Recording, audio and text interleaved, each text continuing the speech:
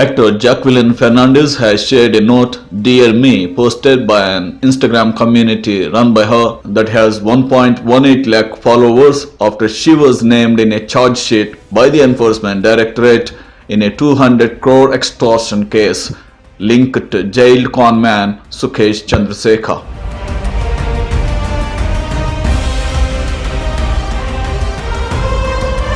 Dear me, I deserve all good things. I am powerful. I accept myself. It will all be okay. I am strong. I will achieve my goals and dreams. I can do it, Ms. Fernandez posted.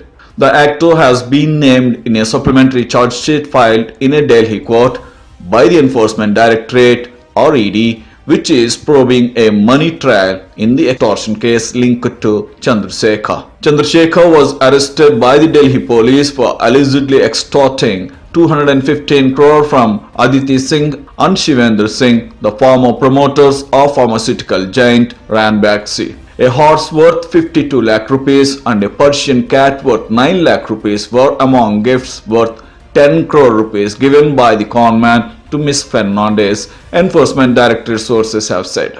The 36-year-old actor, in her statement quoted by the Enforcement Directorate last year, had said she received Gucci and Chanel designer bags and clothes and a bracelet of multicolored stones from Chandrasekhar.